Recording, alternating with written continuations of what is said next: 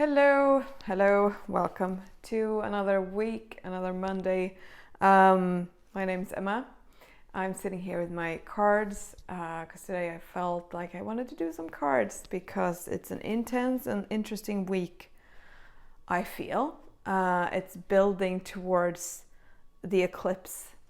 We are moving towards an eclipse on the 25th of October. So that's going to be interesting. So it's been a while since I did a card reading here. Also Mars entered into Gemini today, Vedic Sidereal astrology. And I had a lot of trouble setting up this. I have a mic. I hope this is going to help with the sound. I might actually move that because I have my necklace or mala made by my beautiful friend Holland, Chiron Rising Designs. You can find her on Instagram. She does handmade, obviously handmade, but custom malas, which is they're really powerful. Anyway, so I had a feeling today that I wanted to pull some cards for the week, which I don't usually do, but I wanted to do it today. And so I'm going to get started. This is not going to be the longest video. So for the week, we have Mars here. I also want to revisit one of the mudras I already have talked to you about, which is Durga Mudra. For some reason, I feel like that's going to be helpful for the people watching this, and for this week, and for the transition of Mars into Gemini, because Mars symbolizes anger, boundaries, fire, passion, drive, ambition, all of these things, and Gemini is expression. So it could be that there's a need for integration of your boundaries in your expression, and you might feel more flowing in your expression. Obviously, it depends on your house, so it's individual as well. But generally, I'm not going to go into it too much because at the moment I'm in a phase where it's like I was very technical and very, traditional in my work with astrology, and I did a lot of videos and I did a lot of readings, and I will do again because I love it. But it's like I'm being called to just live the astrology and live what's happening and see how that affects me, and just to understand it on a more fundamental level.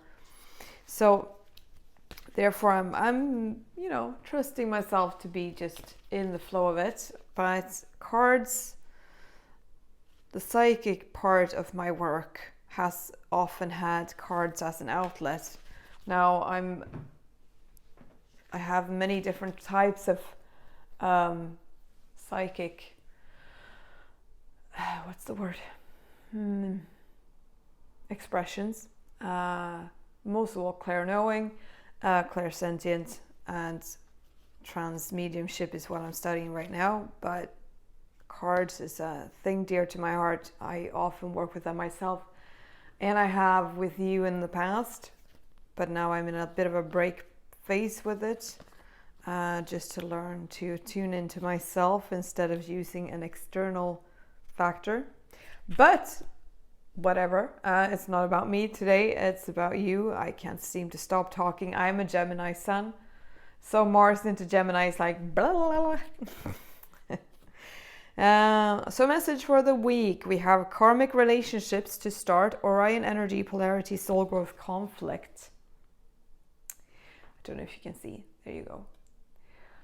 So yeah, Mars has this because it rules aggression, it rules violence, it has this fiery energy and boundaries, which can, depending on how much you've integrated your anger, be a bit turbulent as it transits into a new house. And we have Mars is also going to go into retrograde soon and then transit back into Taurus, where it's been for the past 2-ish months. I'm going to allow myself to not be so exact because it's more about the message and the energy behind it. But middle of November, it's going to transit back out of Gemini And then in Mars next year, it's going to go back into Gemini. So it's a bit of a back and forth between Taurus, where we sow our seeds and where we watch them grow. No, we sow the seeds in Aries and we watch them grow in Taurus. So we have a lot of ideas and a lot of a drive towards getting projects moving. And then Gemini is about expressing, bringing it out into your community, into the world. And how does that work? And how does that vibe? And how does that sort of fit together? And it's like, yeah, we've had a period of making your new projects grow. And now we're having a month where we're going to try bringing it into the world, as I'm doing now. See how it feels, see how it acts, see how it is. And then going back, because I feel there's going to be a need of reintegration, working with it a bit more, understanding the kinks and everything. So retrograde is internal, direct is more external. So when Mars is going retrograde, soon, you will feel it much more prominently. But yeah, so be aware of heated emotions, be aware of things moving rapidly, because Gemini is a quick moving sign, very, intellectual. So it could be that your mind is racing, it could be that your thoughts are a bit more fiery. Be aware of your inner critic. Don't be too hard on yourself, don't be too harsh on yourself, don't be too hard on others. Rein yourself in. I feel like I'm talking very quickly because these two is going to be a lot of this. So calm yourself and take a breath. Intuition comes next. And it says, listen to the whispers of your heart, use divination to help you decide, trust your intuition no matter what. So yeah, that's a good counterpoint to the Gemini Mars thing. To go into your heart, to go into your stomach, to your center. I want to go into my sacral chakra, into my womb space, regardless of gender. We all have a womb space in a way. To just kind of reconnect to the truth of my own feeling. She's underwater in this card. It doesn't really show because she's depicted in this arch pattern. But if you look at her dress and her hair, she's underwater. So this is a very feminine, but also very emotional card. So I feel like I want to reconnect to my emotional, feminine aspect of moving with my feeling when my mind gets too racy. So it's like a balancing feeling. And the Gemini is this two-way street, right? Two-faced being, if you will. So there is a need to kind of harmonize and be aware of this as Mars enters into and kind of fires everything up. So that is there. And then we have High Priest, intend and create. So this brings, focus to the table. And this is what Mars has as a gift, among many things, but as a gift, it has a power to bring energy, to bring focus, to bring technique, gifts of being able to really work with something and be really good at something and it's like an opportunity to evolve your skill. Maybe a skill when it comes to expressing, maybe practicing how you word things, writing, painting, theater, photography, art, anything, like it's expressive thing, because Gemini is a lot of, maybe you've been called to hold a workshop, maybe you're going to be out and about visiting people and talking about your work, maybe it's just you expressing your own feelings depending on the chart you have.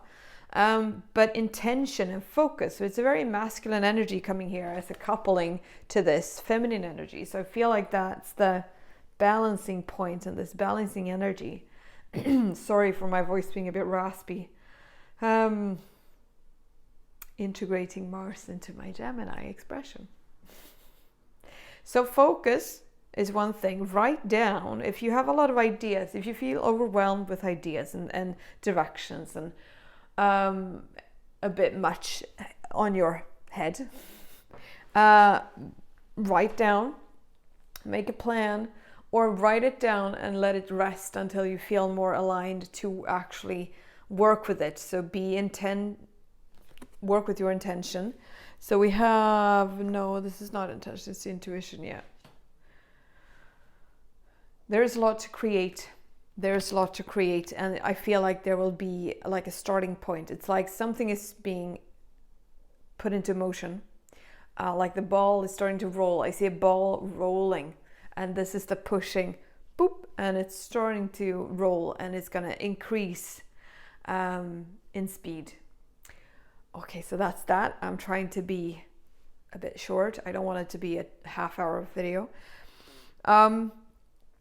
The mudra I wanted to talk about is Durga Mudra. And Durga is an element of Shakti, the divine, powerful, protective force of the feminine. So Durga is this warrior, very Mars-like in a way, goddess or emanation of the goddess. Shakti power is the feminine energy, the creative force, the life force, the thing that makes everything come into being. Whereas Shiva, the more masculine counterpart, the masculine is more the awareness, the consciousness behind. And they are both very needed. They both have equal importance. And they exist in every... I usually use the Vedic way of expression, but you can use yin and yang as well. So now, Durga is the protective goddess. So she's very connected to Mars, I would say, in a way. She's the one who you call on when you need help to create boundaries, when you need help to feel protected, when you need a bit more backbone, when you need your assertiveness to come into force. If you want a Beej Mantra, seed mantra, like a little syllable that you say, it's Dum, D-U-M, Doom, doom, doom. You can just chant this and you will have Durga energy coming into your vibration, your energy field. But the mudras is these hand position, like an asana, yoga position for the hands, which creates this vibration in your being. And it really helps. This one I've used many times. I've talked about it in the past mudra video. And it's very easy. You have your palm here. You put your thumb in between your index finger and your long finger, and then you fold over. So you have your thumb in between your translations, and then you just hold this here. And you do it on both sides. So you put it in and hold over and let the thumb be here. So this is the Durga Mudra. And then you can just sit with your hands on your knees if you do it in meditation, or you can just hold it towards yourself, or if you're in a meeting or you're facing up to a friend or a boss, or you have somebody that you need to express, or you feel threatened, just go here. You can in your mind chant doom, doom, doom, or just imagine this protective field and call upon this fire of Durga. The myth of her, if I just quickly go into that to give a background story, is that she was called upon when there was a demon that none of the gods, none of the goddesses could, take on, couldn't defeat this. It was a human that was made into an immortal being, which became a demon because he wished for to be immortal and indestructible, unless it was like a female, which was like put in as a clause, because he thought, no female will ever be able to conquer me anyway, so whatever, sure, a female can conquer me if she exists, And then so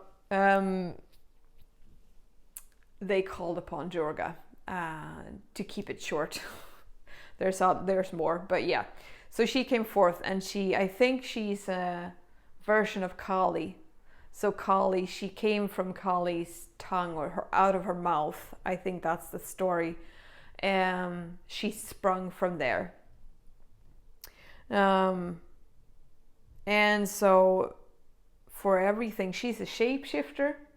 She often is depicted on a tiger. She is depicted with 10 arms, and each arm has a different weapon. So there's like a scythe, and there's a sword, and there's all manner of things. And in the story, she, you know, for each weapon that this demon comes at her with, she grows another arm and has another weapon to match, and she shapeshifts. He shapeshifts into an oxen, she shapeshifts into the same. And sort of everything he does, she faces him with the equal thing. And then after a while, she defeats him, because she's this energy of, no matter what you throw at me, I will have something to protect myself with. You know, this full protective energy. So that was a very short version of Durga, but that's the energy that you call on when you hold this mudra and when you say the Beej Mantra. So that's that's my tip to you for this week and this Mars transit. You can use it anytime, regardless of the astrology. You can use it whenever you need to, if you need some extra energy, assertiveness, or just to feel more powerful, feel more energy. It's a really good one. So I leave you with that. Thank you for watching. I hope you enjoyed. Leave a comment if you resonated, subscribe if you want, and I'll see you again. Bye-bye.